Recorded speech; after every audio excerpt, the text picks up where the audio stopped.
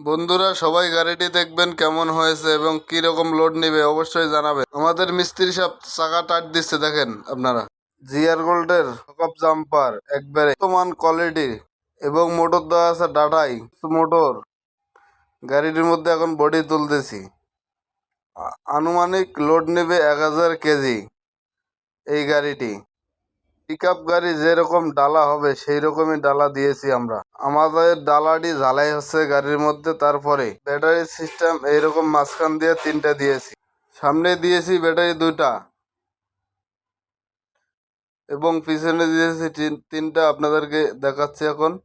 Battery লাগার পরে গাড়িটি আমরা রোডে ছাড়িয়ে দেবো। আপনারা দেখেন, একটু অপেক্ষা করেন।